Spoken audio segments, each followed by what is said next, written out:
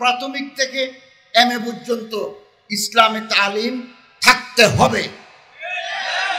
এটা থেকে বঞ্চিত করা মানে আমাকে সাংবিধানিক অধিকার থেকে বঞ্চিত করা। সরকারের গোয়েন্দা প্রধান আমার ঢাকায় তলব করেছেন যে আপনি একবার ধর্মশিক্ষা নাই বলছেন। আমি বলেছি আপনারা তো পরীক্ষা রাখেন নাই, সামাজিক বিজ্ঞানের পরীক্ষা রাখছেন, গণিতের পরীক্ষা রাখছেন, ধর্মের পরীক্ষা রাখেন না। বললো আমরা ধর্ম তো ক্লাসে করাই, সামষ্টিক পরীক্ষা নেই। তো যার ফাইনাল পরীক্ষা দিতে হবে না সেই সাবজেক্টের গুরুত্ব থাকে না। এভাবে তারা ধর্মকে কণ্ঠসা করে ফেলছে। সাংবিধানিকভাবে এই দেশের মুসলমানরা ইসলাম ধর্ম, হিন্দুরা সনাতন ধর্ম, বৌদ্ধরা বৌদ্ধ ধর্ম, খ্রিস্টানরা খ্রিস্ট ধর্ম, পাহাড়িরা নৃতাত্ত্বিক ধর্ম পালন করার তার সাংবিধানিক অধিকার রয়েছে। অতএব আমাদের শিক্ষা ব্যবস্থা থেকে প্রাথমিক থেকে এমএ পর্যন্ত ইসলামী তালিম থাকতে হবে। এটা থেকে বঞ্চিত করা মানে আমাকে সাংবিধানিক অধিকার থেকে বঞ্চিত করা। এবং কারা এগুলো করছে? যারা উদিসি, যারা রবনা বটমূলে গান গায়, তারা ছায়ানট করে অন্য সংস্কৃতি আমাদের উপর চাপিয়ে দিতে চায়। তারা এই শিক্ষা প্রণয়নের সাথে যুক্ত। We must be identified them. 2, তত্ত্বাবধায়ক সরকার এসেছিল 2001 সালে। মাত্র 3 মাসের ভিতরে তারা একটা নির্বাচন করে নির্বাচিত গভর্নমেন্টের কাছে ক্ষমতা হস্তান্তর করবে। এই 3 মাসের ভিতরেও আমরা সরকারের ভিতরে ঘাপটি মারা নাস্তিক্যবাদী শক্তির আস্ফালন লক্ষ্য করেছি। 10টা সাবজেক্টে পরীক্ষা দিতে হয়, বাংলা, গণিত, সমাজ, পরিবেশ। এই কোন সাবজেক্টের নাম্বার কমায় নাই, কেবলমাত্র ইসলামী শিক্ষাকে করছে 50 নম্বর। তো তুমি গণিত, সমাজ, বাংলা, ইংরেজি, পরিবেশ বিজ্ঞান 100, ধর্মকে করছে 50। এদেশের তৌহিদি জনতা যখন গর্জে উঠেছে তখন তারা এই সিদ্ধান্ত পাল্টাতে বাধ্য হয়েছে। আমাদের একথা মনে রাখতে হবে, আগামী দিনেও যদি আমাদের ধর্ম শিক্ষাকে সংকোচন করতে করতে দেওয়ালে পিঠ ঠেকে যায় তাহলে আমাদের আবার গর্জে উঠতে হবে। এবং আপনি বই খুলে দেখুন, আমাদের একটু খুলে দেখতে হবে ক্লাস 1 থেকে এইচএসসি পর্যন্ত কি সিলেবাস। সিলেবাসে দেখবেন ছায়ানটের ছবি, উদিসির ছবি, রমনা বটমূলের ছবি, মঙ্গল শোভাযাত্রা। আগে ইবতদায়ী মাদ্রাসার বই ছিল সালাম, আসসালামু আলাইকুম ওয়া রাহমাতুল্লাহি ওয়া বারাকাতুহু। এখন সালাম নাই, এখন হাই, হ্যালো, গুড মর্নিং। দেখছেন গোড়া কাটি দিচ্ছে আমাদের গোড়া। মাদ্রাসার আলিয়া পদ্ধতির মাদ্রাসার সিলেবাস আমি এদিন ফেনী থেকে নিয়ে আসছি। তবলার ছবি, হারমোনিয়ামের ছবি, ভিতরে আবার নৃত্য কলা, এরকম করলে আঙ্গুল এরকম, ওদিকে করলে এরকম। কদিন বলবো যে প্র্যাকটিক্যাল করো। এই মাদ্রাসার ছাত্র দিয়ে নাচের প্র্যাকটিক্যাল ক্লাস করে। বইয়ের ভিতরে আছে লালন শাহ, মাদ্রাসা লালন শাহ। তো হু ইজ লালন শাহ? লালন শাহ আমাদের আদর্শ নয়, আমাদের আদর্শ হযরত ওমর।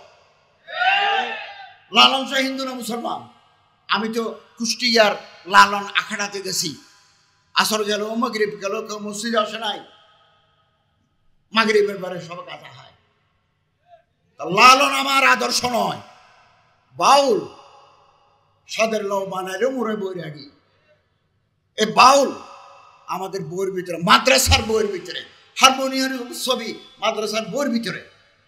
20-30 বছর পরে আলিয়া পদ্ধতির শিক্ষাধারার ভিতরে আলেম তৈরি হওয়ার সুযোগ তারা রাখবে না, শেষ করে দেবে। এবং বহু বিবাহকে বলছে অন্ধকার যুগ, একাধিক বিয়ে। ওই খিফতুম আল্লাহ তাআলা ফাওয়াহিদাতান, এখানে তো সুযোগ আছে, কিন্তু বহু বিয়েকে বইয়ের ভিতরে বলছে এটা অন্ধকার যুগের কাহিনী। তাহলে ইসলামের শরীয়তের একটা ঐতিহ্যকে অস্বীকার করার সামিল। ব্রিটিশ বিরোধী আন্দোলনে বইয়ের ভিতরে আছে, ব্রিটিশ বিরোধী আন্দোলনে মুসলমানদের অবদানকে উল্লেখ করা হয় না। অথচ দিল্লি থেকে আম্বালা পর্যন্ত প্রতিটি গাছের সাথে দেওবন্দি আলেমদের লাশ তুলেছে। শেখুল আল্লামা মাহমুদুল হাসান রহমতুল্লাহ আলাইহ আন্দামান মাল্টা দ্বীপপুঞ্জে ওনারে মেরেছে। ওনারে গোসল করার সময় দেখা গেল শরীরের বিভিন্ন জায়গায় দাগ। অবাক হয়ে গেল তো শরীরের বিভিন্ন জায়গায় দাগ কেন? তিনি বলেন আমারে নিষেধ করে গেছেন উনি জীবিত থাকতে যেন আমি কথা না বলি। ভারতের স্বাধীনতা কোনোদিন হতো না ওলামায়ে দেওবন্দ যদি ময়দানে না থাকতেন। এটা আমাদের সিলেবাস থেকে সুকৌশলে বাদ দেওয়া হয়েছে, সুকৌশলে। এখন আমাদের দেশে যে পরীক্ষা হয় সেই পরীক্ষায় 5টা পরীক্ষা দিতে হবে। বাংলা মেট্রিক পরীক্ষা, বাংলা, ইংরেজি, গণিত, সামাজিক বিজ্ঞান, বিজ্ঞান, ধর্ম নাই। আমি আর্টিকেল লিখেছি, পোস্ট এডিটোরিয়াল লিখেছি। সরকারের গোয়েন্দা প্রধান আমার টাকায় তলব করেছেন যে আপনি একবার ধর্ম শিক্ষা নাই বলছেন। তো আমি বলেছি আপনারা তো পরীক্ষা রাখেন নাই, সামাজিক বিজ্ঞানের পরীক্ষা রাখছেন, গণিতের পরীক্ষা রাখছেন, ধর্মের পরীক্ষা রাখেন না। বললো আমরা ধর্ম তো ক্লাসে করাই, সামষ্টিক পরীক্ষা নেই। তো যার ফাইনাল পরীক্ষা দিতে হবে না সেই সাবজেক্টের গুরুত্ব থাকে না। এভাবে তারা ধর্মকে কণ্ঠসা করে ফেলছে। তারপরে আবার ইন্টার একটা রাখছে আরবি। ক্লাস 1 থেকে আইয়ে পর্যন্ত যে আরবির আলিফ পড়ে নাই সেই ইন্টারে গিয়ে আরবি পড়বে কি করে? সক্রেটিসকে দিলে সেও তো ফেল করবে। গ্রিক ফিলোসফার আরস্তুকে যদি আনি দেন ইন্টারে যে তুমি আরবিতে জবাব দাও, তো অ্যারিস্টটল তো ফেল করবে। এটা হচ্ছে আই ওয়াশ। বলো আমরা আরবি রাখছি, তো আরবি রাখছো ইন্টারে, 5-এ কোথায়, 6-এ কোথায়, 7-এ কোথায়, 8-এ কোথায়, 9-এ কোথায়, 10-এ কোথায়? এগুলো হচ্ছে খেল, ভানুমতির খেল। 2, ইসরায়েলের মতো দেশে যদি তালমুদের উপরে ডিগ্রি দেয়, ইহুদিদের একটা হাদিস এবং কেবারে উলামা ইহুদদের মালফুজাত, মকতুবাত, রাসায়েল, মাসাইলের উপরে তাদের কিতাব আছে তালমুদ, তালমুদের উপরে ডিগ্রি দেয়। ইসরায়েলের ইহুদিরা যদি তালমুদের উপর ডিগ্রি পায়, বাংলাদেশের মুসলমানরা ইসলামিক শিক্ষার উপর ডিগ্রি পাবে না কেন? এটাই আমাদের প্রশ্ন। ট্রান্সজেন্ডার ইস্যু শরীফ থেকে শরীফিয়া আলেমদের প্রতিবাদের কারণে এখন এটা কমিটিতে গেছে। আমি এটা পড়ে দেখেছি, 4টা লাইন বদলালে হয়ে যাবে, উপরের 4টা লাইন। ট্রান্সজেন্ডার এবং থার্ড জেন্ডার এক নয়, এগুলো গুলিয়ে ফেলতে চাচ্ছে। আমি ফার্স্ট জেন্ডার, আমার মা সেকেন্ড জেন্ডার। থার্ড জেন্ডার এরা হিজরা, এদের লিঙ্গ আল্লাহর পক্ষ থেকে সমস্যা আছে, খুনসা, মুশকিলা, প্রতিবন্ধী তাদের। এটা কোনো দোষ নয়, এটা কোনো দোষ হতে পারে না। আপনার ঘরে আমার ঘরে এরকম হিজরা তৈরি হতে পারে, কিন্তু ট্রান্সজেন্ডার এবং হিজরা থার্ড জেন্ডার এক নয়। এটাকে গুলিয়ে ফেলা হচ্ছে। সংসদে একটা আইন ঘুরতেছে, যে কোনো সময় পাস হবে। আমরা প্রতিবাদ জানাচ্ছি। আমরা হিজরা অথবা থার্ড জেন্ডার যারা আছে তাদের মধ্যে আমরা মমত্ববোধ রাখি। তারা চাকরি পাক, তারা শিক্ষা পাক, তারা রাষ্ট্রীয় অধিকার পাক, আমাদের কোনো আপত্তি নাই। কিন্তু ট্রান্সজেন্ডার আর থার্ড জেন্ডার এক নয়। ট্রান্সজেন্ডার কি? মনে করেন আমার নাম আব্দুল করিম, আমি মনে মনে ভাবলাম আমার নাম, আমি আজ থেকে হালিমা বেগম। তারপর লম্বা চুল রাখলাম, কপালে টিপ দিলাম, ঠোঁটে লিপস্টিক দিলাম, ব্লাউজ গায়ে দিলাম, শাড়ি পরলাম, হরমোন ইঞ্জেকশন মারি, গলার কণ্ঠ মেয়েদের মতো করে ফেললাম। কোনোদিন কোনো ছেলে মেয়ে হতে পারে না, কোনো মেয়ে কোনোদিন ছেলে হতে পারে না। তো হালিমা বেগম যদি আব্দুর রহিম হয়ে যায়, আব্দুর রহিম যদি হালিমা বেগম হয়ে যায়, তো তোমার নুনু কোথায় নিবে? তোমার ফরজ কোথায়? তোমার রেহেম কোথায়? তোমার জরায়ু কোথায়?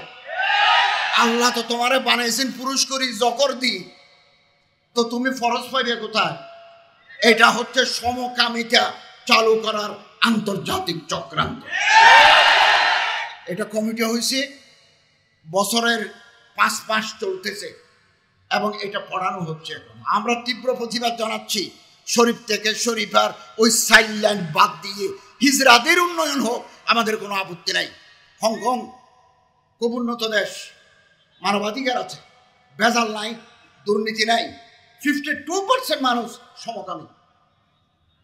আপনি হংকংয়ের মতো দেশে, চীনের গুয়াংডং খালের এই পারে হংকং, 52% মানুষ সমকামী।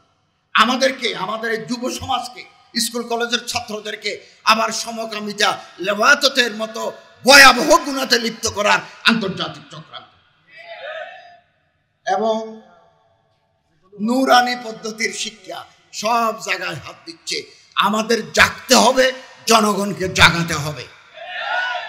নূরানি সম্পর্কে বলা হচ্ছে যত্র তত্র নূরানি মাদ্রাসা হওয়ার কারণে প্রাইমারি স্কুলের শিক্ষক নাই, প্রাইমারি স্কুলের স্টুডেন্ট নাই।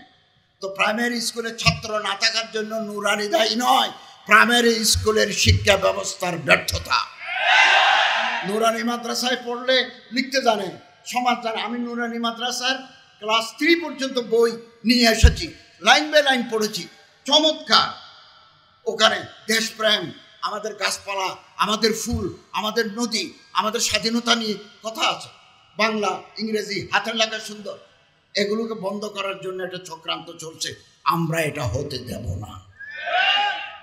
1,30,000 প্রাইমারি স্কুল গভর্নমেন্টে চালায়, 6,882টা ইফতেদায়ী মাদ্রাসা গভর্নমেন্ট চালাতে পারে না। 50টার মতো প্রাইমারি ট্রেনিং ইনস্টিটিউট আছে প্রাইমারি স্কুলের জন্য, কিন্তু